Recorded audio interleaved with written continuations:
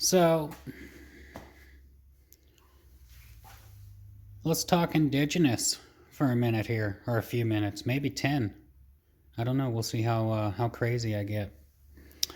Um, let's start off. I said I was going to show this in a video, so let's start off. This is an effigy stone. It's been worked.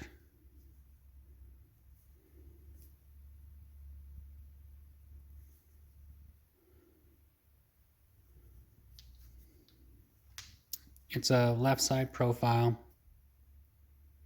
You can kind of make out the eye right about where this finger is, a little bit forward this way.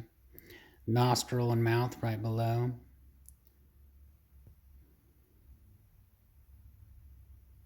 So that's super cool. And then it almost looks like a fish or a bird this way. You kind of like, I almost kind of think it looks like a frog a little bit this way. So I think there's a lot going on with that one. So that's cool. And then, I don't know, is this one too? Does anybody know? I won't bore you too much.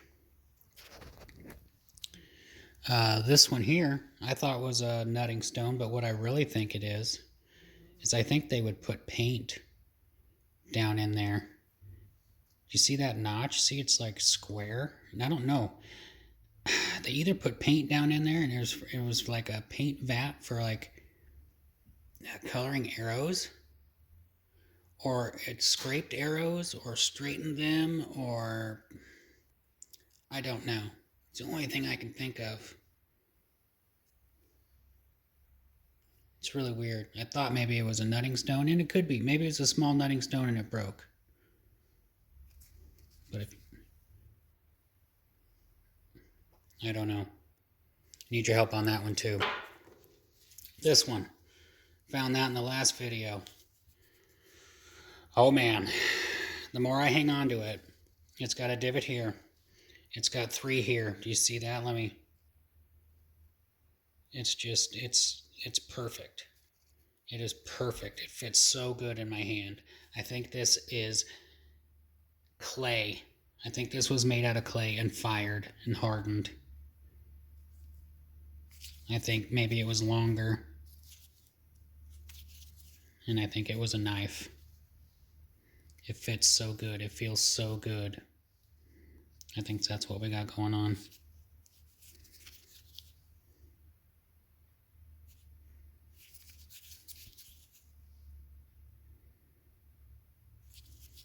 Those lines are really cool. Intriguing. I thought maybe, well, some of them, maybe did they have some leather wrapped on it? But I don't know. It really fits. There's a divot there again, and it just feels like if it was longer and they sharpened it out, it'd make a pretty sweet knife. And I don't know if it's a rock. What do you guys think? Is this a rock? Or is this like the same stuff you'd make a brick out of? It was just made out of clay and then fire hardened. I think it was fire hardened clay. I think that's not only man-made, but hand-made. Cool little scraper tool. Nice little notch there. You can see how it's been narrowed down. So that's pretty cool. You can scrape your hide off, get your meat. This, I don't know. It might be another, is that a snake face? Snake effigy? The eye, and then the other small dot is little nostril or whatever you call it. I thought it was interesting. You flip it this way, and then it almost looks like a bear or a wolf or a dog. You see the nose in the front, the eye right about there. It even looks like it has hair.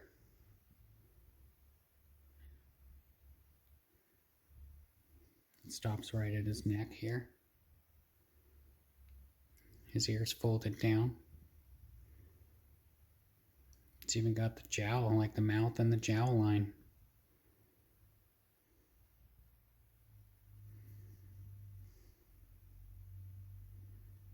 That's right about where I see it.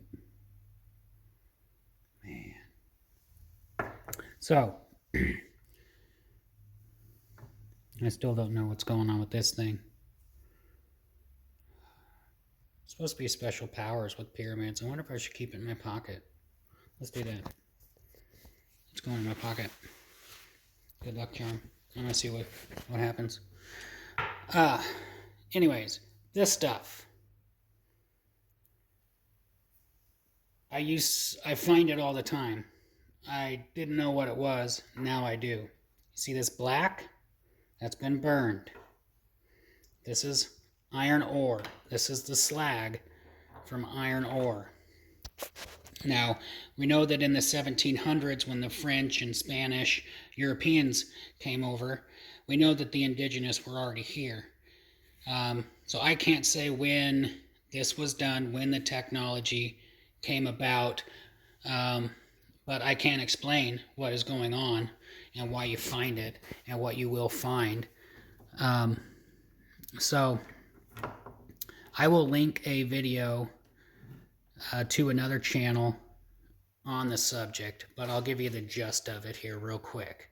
So it's basically iron ore slag, and we're finding out that they had the technology to make steel tools, steel blades, points, whatever, from creek sand and bacteria. So as long as you had those two things and knew how to use clay and fire clay and make a kiln, and if you knew that you had to get it, red hot, you could make stone tools. So basically what they would do is, if you were, let's say if you were going to make one out of you ever see the amber orangish slime bacteria in a river? You gather that all up and you just kind of let it congeal, I guess. Let the water evaporate a little bit, and you work with that and render it down. And again, the guy does a lot better job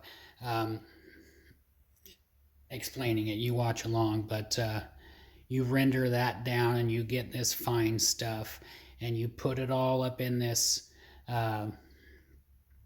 big kiln, and you get it burning hot. And what you do is you end up with a big ball of this stuff at the bottom, and then you break it all up in search of these.